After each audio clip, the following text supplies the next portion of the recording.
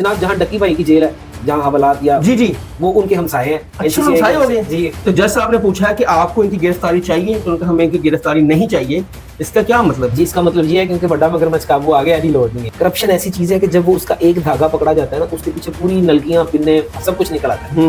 ना मैं रजब भट्ट को जानता हूँ, ना मैं शानी जट को जानता हूँ। मेरा एक कानून से वास्ता है, मैं कानून की बात करता हूँ। उसी केस में डक्की भाई गिरफ्तार है, बिल्कुल ऐसे, और सेम वही केस रजब भट्ट के ऊपर भी है और सिस्टोलॉजी पर भी है।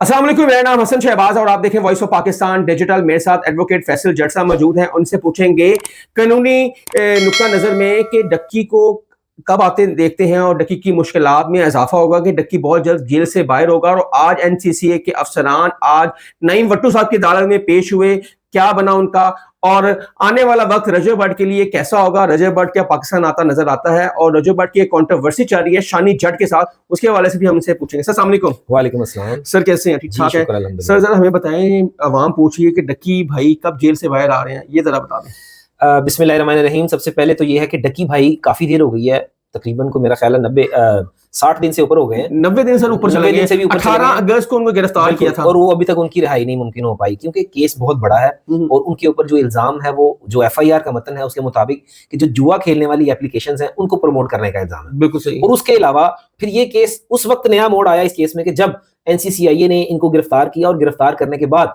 ऐसा हुआ कि एक एफआईआर होती है, वो डक्की भाई की जो वाइफ है अरूप जतोई, उनके नाम से मुदय्यत में एक एफआईआर होती है एफआईए में, और एफआईए वाले उन सब ऑफिसर्स को गिरफ्तार कर लेते हैं जिन्होंने डक्की भाई को उठाया होता है। अच्छा। अब वो जो एनसीसीआईए के ऑफिसर्स हैं उनमें मौजूद साबिका जो असिस्टेंट डायरेक्टर है सरफराज चौधरी, हाँ जी, वो भी इसमें शामिल हैं, और भी कई लोग इसमें शामिल हैं। जब उनको गिरफ्तार किया जाता है तो ये बात समझ में आती है कि उन्होंने पता नहीं कितने करोड़ों रुपए, लाखों रुपए लिए हैं। वो भी एक एग्जैक्ट अमाउंट जो है वो मैं अभी मेरे ज़हन में नहीं है, लेकिन वो पैसे इन्होंने लिए, रिश्वत ली, और रिश्वत लेने के लिए एक दो फ्रंट मैन थे जिनको पैसे दिए, वो सारी चीजें सामने आई, तो फिर वो अरेस्ट हो गए। आज नईम भट्टू साहब की अदालत में एनसीसीआई ऑफिसर्स को पेश किया गया। उसमें पेश करने के बाद अभी तक उनकी भी जमानत मंजूर नहीं हुई है, और उनका भी रिमांड था। तो अब देखते हैं कि होता क्या है। और सुनने में ये आया है कि जनाब जहाँ डक्की भाई की जेल है, जहाँ हवालात या जी जी वो उनके हमसाए हैं। अच्छा, हमसाए हो गए। जी, ये सुनने में आ रहा है, तो अभी पता नहीं सदाकत है इस बात में कि नहीं। तो दूसरा ये है कि ये अब डक्की भाई को कितनी देर अंदर रख सकते हैं, उसके ऊपर चार्जेस जो हैं वो साबित हो गए हैं, सजाएं हो गई है, क्या ये सजा सही हुई है, वो अभी तो कुछ नहीं है, अभी तो सब कुछ कहना कबल वक्त है। जो कानून क्या फैसला करता है, क्या होता है, तो वो भी सब के सामने आ रहा है। कल जो वो लास्ट टाइम जो हेयरिंग थी जब डक्की को पेश किया गया, अब ट्रायल शुरू हो चुका है नईम भट्टू साहब की अदालत में, जिसमें अरूप जतोई भी आता था, ओपी बाबा भी आ रहे हैं, और उनका जो मैनेजर है सुबहान, वो भी ट्रायल में पेश हो रहे हैं। अच्छा, मुझे ये बताएं कि जब अरूप जतोई ने सेशन अदालत में अपनी दरखास्त जमा करी थी जमानत की, लेकिन जब एनसीसीए पेश हुई तो उन्होंने कहा कि हमें इनकी गिरफ्तारी नहीं चाहिए, तो फिर अरूप जतोई ने अपनी दरखास्त वापस ले ली। लेकिन जब ट्रायल में पेश हुई नईम भट्टू साहब की अदालत में, तो उन्होंने कहा था कि आपको दोबारा जमानत करवा के आए, तब आपको डेट मिलेगी। ये क्या सीन है, या आप एनसीसीए बेगुनाह लिखवा के आए? देखें, ये तो कोर्ट के मैटर्स हैं। कोर्ट किसी भी टाइम जो भी किसी की जमानत होती है, तो जमानत के ऊपर अदालत देखती है कि ये जो इसकी एप्लीकेशन है, क्या ये कानून के मुताबिक फिट बैठती है। तो अगर वो फिट बैठती है तो एक्सेप्ट होती है, या एक्सेप्ट होती है या रिजेक्ट होती है। तो फिर कोर्ट सम टाइम ऐसा करती है कि वो डायरेक्शन दे देती है कि आप जो जो आपकी फाइल में या आपकी एप्लीकेशन में कमियां हैं वो आप पूरी करके आए। तो हो सकता है कि उनमें कोई कमी रह गई हो, तो उन्होंने कहा होगा कि वो अच्छा ट्रायल करके आए। सर, ट्रायल कोर्ट जब ट्रायल चल रहा है उसमें एनसीसीआई ने अरूप जतोई को गुनाहगार लिखा गया है, लेकिन सेशन अदालत में जब वो पेश हुए हैं एनसीसीए के अफसरान, तो जज साहब ने पूछा है कि आपको इनकी गिरफ्तारी चाहिए, तो उन्होंने कहा हमें इनकी गिरफ्तारी नहीं चाहिए। इसका क्या मतलब? जी, इसका मतलब ये है क्योंकि बड़ा मगरमच्छ काबू आ गया, अभी लौट नहीं है। लेकिन 3 महीने से पीछे लगे हुए थे।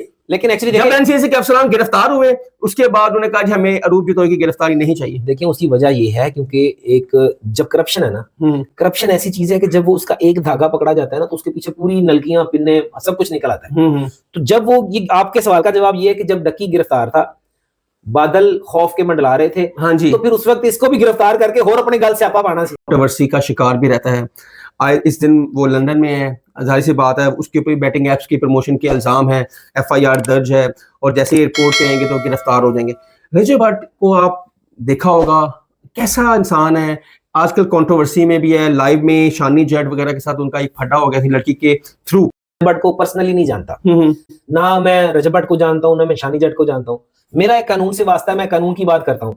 रजब भट्ट की पर्सनैलिटी पिछले दिनों में इतना पता है कि का शिकार रही है कि वो कभी उसके ऊपर मजहबी इल्जाम लगे, फिर नमाज की तौहीन के लगे, फिर मसीही बरादरी के लगे, तो वो इल्जामात की जद में रहा है। अब कहां तक सच्चे हैं कहां तक झूठे हैं ये तो कानून साबित करेगा।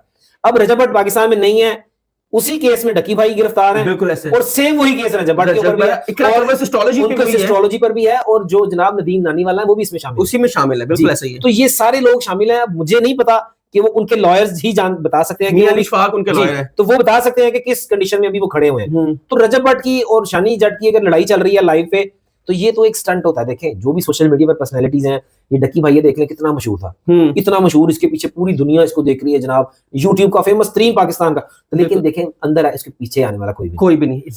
9 मिलियन फॉलोअर और एक फॉलोअर वहां पे नजर नहीं आता। ऐसा ही है। तो उसमें यह है कि जब रजब भट्ट भी अगर पाकिस्तान आता है तो फिर उसके साथ क्या करेंगे, क्या होगा, तो ये तो कबल अज़ वक्त है। वो पाकिस्तान आने का सोचेगा या नहीं सोचेगा ये भी वो खुद ही जवाब दे सकता है। सर आप इस समझते जितने ये फॉलोअर हैं, किसी के 10 मिलियन फॉलोअर हैं, किसी के 9 मिलियन फॉलोअर हैं, ये जस्ट तब तक हैं जब आप स्क्रीन पे हैं।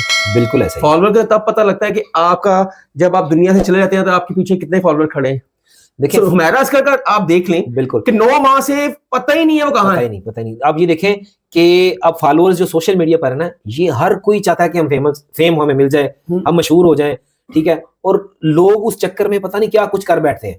अब ये रजब भट्ट, डकी भाई और ये नदीम नानी वाला, ये गुड लक है इनको अल्लाह ने इज्जत दी है, हम भी इस चीज की कदर करते हैं। लेकिन ये जो फॉलोअर्स हैं ये सिर्फ सोशल मीडिया की हद तक ही होते हैं, जब तक आप स्क्रीन पे हैं। जी, जब तक आप नजर आ रहे हैं, जब तक आप जिंदा हैं, जब तक आपके सांस चल रहे हैं, आप स्क्रीन पे समझ आपके सांस चल, जब आप स्क्रीन पे नहीं तो आपकी पर्सनैलिटी खत्म हो जाती है। आप समझते हैं ये फेक सारे फॉलोअर्स होते हैं, जब स्क्रीन देखने की हद तक है, आप पे मुसीबत आ जाए, आप पर कोई भी आफत आ जाए, ये नहीं आएंगे पीछे। बिल्कुल 100% है। मैं खुद अपनी भी बात कर रहा हूं तो यही सीन है, यही सीन है सर आपकी। अगर आज भी हम मौजूद हैं, दुनिया देख रही है तो वाह कर रही है, दुआएं दे रही है।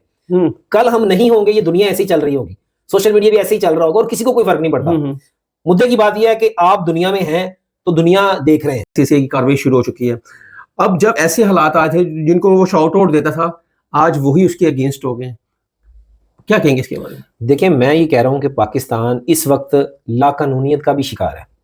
यहाँ पर आपने अडयाला जेल में देखा, वो एक कैदी है, साबिक वजीर आजम है, उनकी बहनों के साथ क्या किया गया, और वो मैं समझता हूँ कि फस्तायत है कि पुलिस की वर्दी में हमारे नौजवान, जो पंजाब पुलिस है हमारी, ठीक है, वो हमारी हिफाजत के लिए है, लेकिन वो भी वहां पे एक वीडियो वायरल हुई है, लाइट जलाई गाड़ी ने तो उसने उसको इशारा करके वो बंद कर, यानी कि लाइट बंद कर।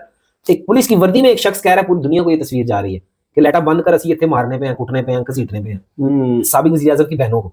तो यहाँ पर ये सूरत हाल है, तो आप किस कानून की बात करेंगे पाकिस्तान में? मैं वकील हूँ, मैं कानूनदान हूँ, मेरी ये कोशिश होती है कि हम कानून के लिए लड़ें, हम कानून और आइन की हिफाजत करें। तो इस पाकिस्तान में अगर आपको कानून की एक मिसाल दूं तो मैं कूजे में बंद कर दूंगा समंदर को, कि पाकिस्तान में कानून एक मकड़ी के जाले की तरह, गरीब छोटे मोटे कीड़े मकोड़े फंस जाते हैं और बड़े जानवर इसको तोड़ के निकल जाते हैं। ये इसके जवाब।